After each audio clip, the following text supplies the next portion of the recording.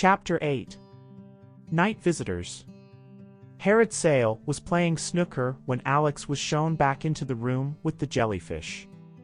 It was hard to say quite where the heavy wooden snooker table had come from, but Alex couldn't avoid the feeling that the little man looked slightly ridiculous, almost lost at the far end of the green baize.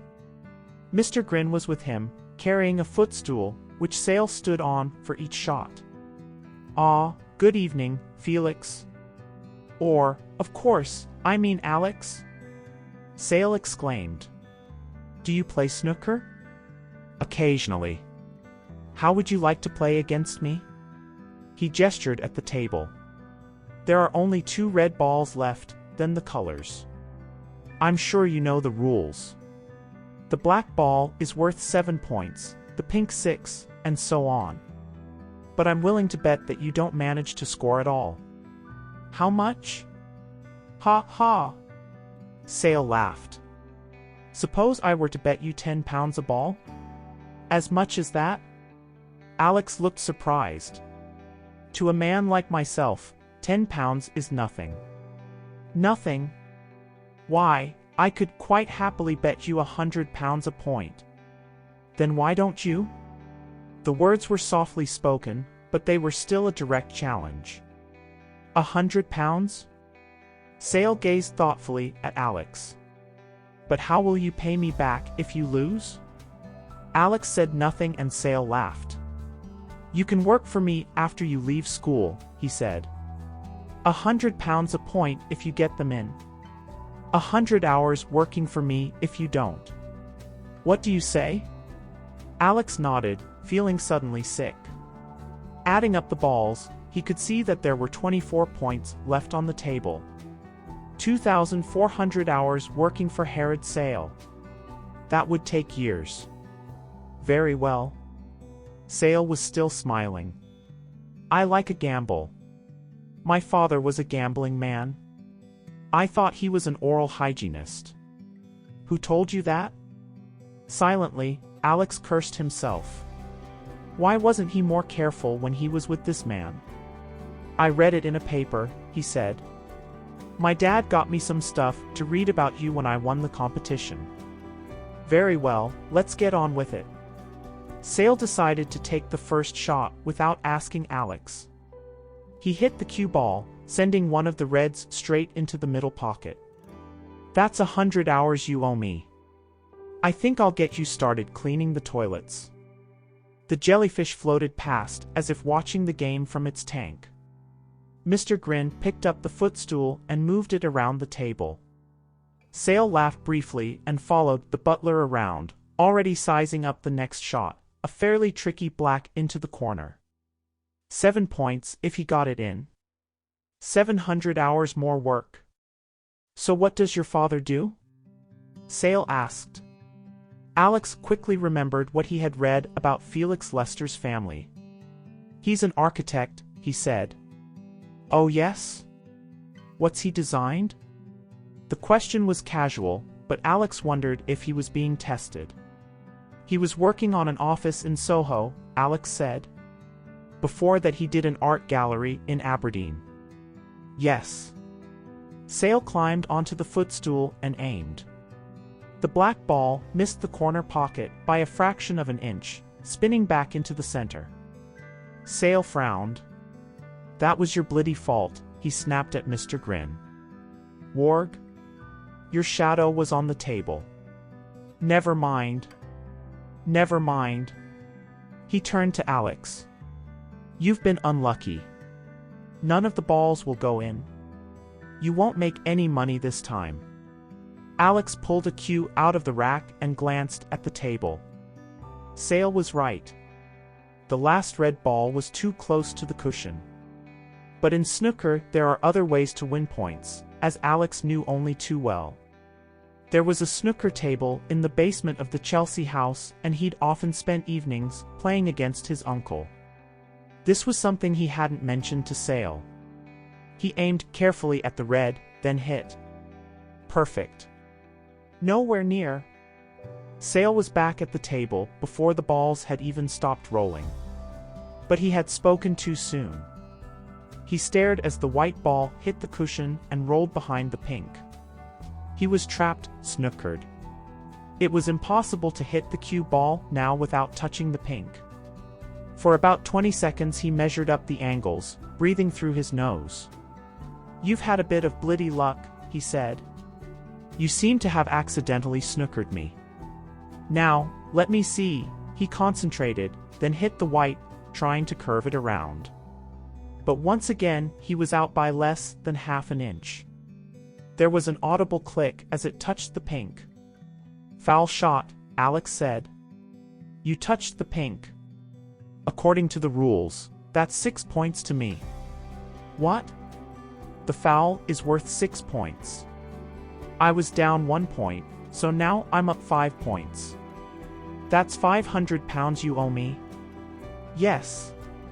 Yes. Yes." Saliva flecked Sale's lips.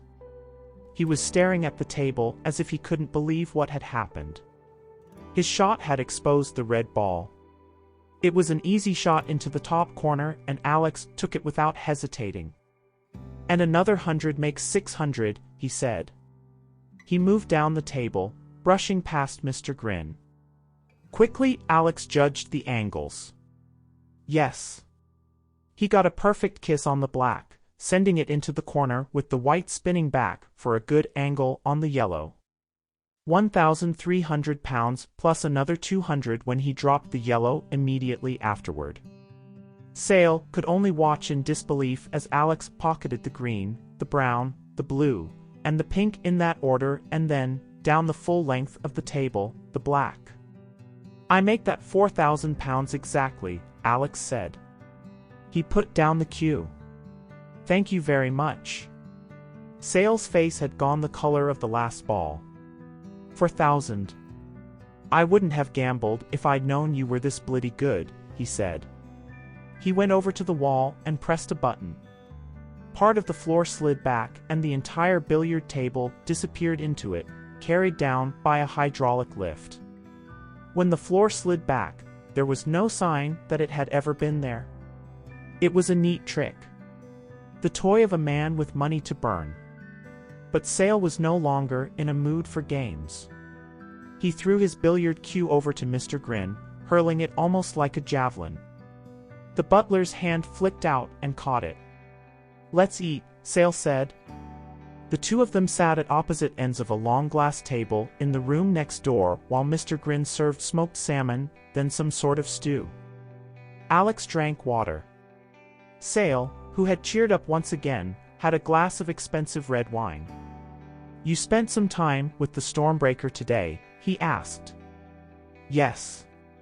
Anne." "It's great," Alex said, and meant it. He still found it hard to believe that this ridiculous man could have created anything so sleek and powerful. "So what programs did you use?" "History. Science. Math. It's hard to believe, but I actually enjoyed them." "Do you have any criticisms?" Alex thought for a moment. "I was surprised it didn't have 3D acceleration. It's not intended for games." "Did you consider a headset and integrated microphone?" "Of course." Sale nodded. "They'll be available as accessories." "I'm sorry you've only come here for such a short time, Alex. Tomorrow we'll have to get you onto the internet. The Stormbreakers are all connected to a master network. That's controlled from here. It means they have 24-hour free access. That's cool." "It's more than cool." Sale's eyes were far away, the gray pupils small, dancing. "Tomorrow we start shipping the computers out," he said. "They'll go by plane, by truck, and by boat. It will take just 1 day for them to reach every point of the country. And the day after, at 12:00 noon exactly, the Prime Minister honors me by pressing the start button that will bring every one of my Stormbreakers online. At that moment all the schools will be united. Think of it, Alex. Thousands of school children, hundreds of thousands, sitting in front of the screens, suddenly together. North, south, east, and west. One school, one family, and then they will know me for what I am. He picked up his glass and emptied it. How is the goat? He asked. I'm sorry. The stew. The meat is goat. It was a recipe of my mother's. She must have been an unusual woman. Herod Sale held out his glass and Mr. Grin refilled it. He was gazing at Alex curiously. You know, he added, I have a strange feeling that you and I have met before. I don't think so. But, yes. Your face is familiar to me. Mr. Grin? What do you think? The butler stood back with the wine. His dead white wad twisted around to look at Alex. Egrarg, he said. Yes, of course. You're right. Egrarg? Alex asked. Ian Ryder. The security man I mentioned. You look a lot like him. Quite a coincidence, don't you think? I don't know. I never met him. Alex could feel the danger getting closer. You told me he left suddenly. Yes. He was sent here to keep an eye on things, but if you ask me, he was never any bloody good. Spent half his time in the village. In the port, the post office, the library. When he wasn't snooping around here, that is. Of course, that's something else you have in common. I understand Fräulein Vole found you today. Sale's pupils crawled to the front of his eyes, trying to et closer to Alex. You were off limits. I got a bit lost. Alex shrugged, trying to make light of it. Well, I hope you don't go wandering again tonight. Security is very tight at the moment, and as you may have noticed, my men are all armed. I didn't think that was legal in England. We have a special license. At any rate, Alex, I would advise you to go straight to your room after dinner. And stay there. I would be inconsolable if you were accidentally shot and killed in the darkness. Although, of course, it would save me £4,000. Actually, I think you've forgotten the check. You'll have it tomorrow. Maybe we can have lunch together. Mr. Grin will be serving up one of my grandmother's recipes. More goat? Dog? You obviously had a family that loved animals. Only the edible ones. Sale smiled. And now I must wish you good night. At 1:30 in the morning, Alex's eyes blinked open and he was instantly awake. He slipped out of bed and dressed quickly in his darkest clothes, then left the room. He was half surprised that the door was open and that the corridors seemed to be unmonitored. But this was, after all, Sale's private house, and any security would have been designed to stop people coming in, not leaving. Sale had warned him not to leave the house. But the voices behind the metal door had spoken of something arriving at 2 o'clock. Alex had to know what it was. What could be such a big secret that it had to arrive in the middle of the night? He found his way into the kitchen and tiptoed past a stretch of gleaming silver surfaces and an oversized fridge. Let sleeping dogs lie, he thought to himself, remembering the dinner. There was a side door, fortunately with the key still in the lock. Alex turned it and let himself out. As a last-minute precaution, he locked the door and kept the key. Now at least he had a way back in. It was a soft gray night, with a half-moon forming a perfect D in the sky. D for what? Alex wondered. Danger? Discovery? Or disaster? Only time would tell. He took 2 steps forward, then froze as a searchlight directed from a tower he hadn't even seen rolled past, inches away. At the same time he became aware of voices, and 2 guards walked slowly across the garden, patrolling the back of the house. They were both armed and Alex remembered what Sale had said.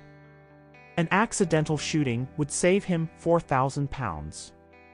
And given the importance of the Stormbreakers, would anyone care just how accidental the shooting might have been?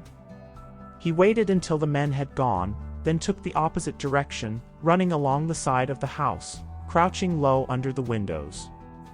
He reached the corner and looked around. In the distance, the airstrip was fit up and there were figures, more guards, and technicians everywhere. One man he recognized, walking past the fountain toward a truck parked next to a couple of cars. He was tall and gangly, silhouetted against the lights, a black cutout. But Alex would have known Mr. Grin anywhere. They come in tonight. At 0200. Night visitors. And Mr. Grin was on his way to meet them. The butler had almost reached the truck and Alex knew that if he waited any longer he would be too late. Throwing caution to the wind, he left the cover of the house and ran out into the open, trying to stay low and hoping his dark clothes would keep him invisible. He was only 50 yards from the truck when Mr. Grin suddenly stopped and turned around as if he had sensed there was someone there. There was nowhere for Alex to hide. He did the only thing he could and threw himself flat on the ground, burying his face in the grass. He counted slowly to 5, then looked up. Mr. Grin was turning once again. A second figure had appeared, Nadia Vole. It seemed she would be driving. She muttered something as she climbed into the front. Mr. Grin grunted and nodded. By the time Mr. Grin had walked around to the passenger door, Alex was once again up and running. He reached the back of the truck just as it began to move. It was similar to the trucks that he had seen at the SAS camp. It could have been army surplus. The back was tall and square, with a tarpaulin hanging loose to conceal whatever might be inside. Alex clambered onto the moving tailgate and threw himself in. The truck was empty, and he was only just in time. Even as he hit the floor, one of the cars started up behind him, flooding the back of the truck with its headlights. If he had waited even a few seconds more, he would have been seen. In all, a convoy of 5 vehicles left Sale Enterprises. The truck Alex was in was the last but one. In addition to Mr. Grin and Nadia Vole, at least a dozen uniformed guards were making the journey. But where to? Alex didn't dare look out the back, not with a car right behind him. He felt the truck slow down as they reached the main gate and then they were out on the main road, driving rapidly uphill, away from the village. Alex felt the journey without seeing it. He was lying on a wooden floor, about 10 feet across, with nothing to hold on to as the truck sped around hairpin bends. The walls of the truck were steel and windowless.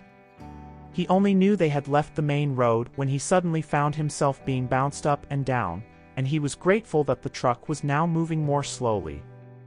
He sensed they were going downhill, following a rough track. And now he could hear something, even over the noise of the engine. Waves. They had come down to the sea. The truck stopped. There was the opening and slamming of car doors, the scrunch of boots on rocks, low voices talking. Alex crouched down, afraid that one of the guards would throw back the tarpaulin and discover him, but the voices faded and he found himself alone. Cautiously, he slipped out the back. He was right. The convoy had parked on a deserted beach. Looking around, he could see a track leading down from the road that twisted up over the cliffs that surrounded them. Mr. Grin and the others had gathered beside an old stone jetty that stretched out into the black water. He was carrying a flashlight. Alex saw him swing it in an arc, growing ever more curious. He crept forward and found a hiding place behind a clump of boulders. It seemed that they were waiting for a boat. He looked at his watch. It was exactly 2 o'clock. He almost wanted to laugh. Give the men flintlock pistols and horses and they could have come straight out of a children's book. Smuggling on the Cornish coast. Could that be what this was all about? Cocaine or marijuana coming in from the continent? Why else come here in the middle of the night? The question was answered a few seconds later. Alex stared, unable to quite believe what he was seeing. A submarine. It had emerged from the sea with the speed and the impossibility of a huge stage illusion. One moment there was nothing, and then it was there in front of him, plowing through the sea toward the jetty, its engine making no sound, water streaking off its silver casing and churning white behind it. The submarine had no markings, but Alex knew it wasn't English. The shape of the diving plane slashing horizontally through the conning tower and the shark's tail rudder at the back was like nothing he had ever seen. He wondered if it was nuclear-powered. A conventional engine would surely have made more noise. And what was it doing here, off the coast of Cornwall? Not for the first time, Alex felt very small and very young. Whatever was going on here, he knew he was way out of his depth. And then the tower opened and a man climbed out, stretching himself in the cold morning air. Even without the half-moon, Alex would have recognized the sleek dancer's body and the close-cropped hair of the man whose photograph he had seen only a few days before. It was Yasin Gregorovic. Alex stared at him with growing fear. This was the contract killer Mrs. Jones had told him about. The man who had murdered Ian Ryder. He was dressed in gray overalls and sneakers. He was smiling. He was the last person Alex wanted to meet. At the same time, he forced himself to stay where he was. He had to work this out. Yasin Gregorovic had supposedly met Sale in Cuba. Now here he was in Cornwall. So the two of them were working together. But why? Why should the Stormbreaker project possibly need a man like him? Nadia Vole walked to the end of the jetty and Yasin climbed down to join her. They spoke for a few minutes, but even assuming they had chosen the English language, there was no chance of their being overheard. Meanwhile, the guards from Sale Enterprises had formed a line stretching back almost to the point where the vehicles were parked. Yasin gave an order and, as Alex watched from behind the rocks, a metallic silver box with a vacuum seal appeared, held by unseen hands, at the top of the submarine's tower. Yasin himself passed it down to the first of the guards, who then passed it back up the line. About 40 more boxes followed, one after another. It took almost an hour to unload the submarine. The men handled the boxes carefully. They obviously didn't want to break whatever was inside. By the end of the hour, they were almost finished. The boxes were being repacked now into the back of the truck that Alex had vacated. And that was when it happened. One of the men, standing on the jetty, dropped one of the boxes. He managed to catch it again at the last minute, but even so it banged down heavily on the stone surface. Everyone stopped. Instantly. It was as if a switch had been thrown and Alex could almost feel the raw fear in the air. Yasin was the first to recover. He darted forward along the jetty, moving like a cat, his feet making no sound.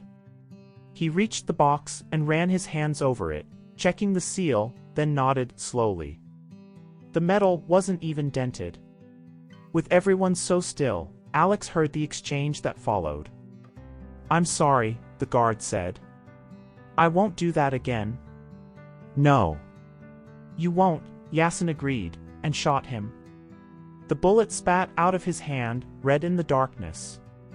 It hit the man in the chest, propelling him backward in an awkward cartwheel. The man fell into the sea. For a few seconds he looked up at the moon as if trying to admire it one last time. Then the black water folded over him. It took them another 20 minutes to finish loading the truck. Yasin got into the front seat with Nadia Vole.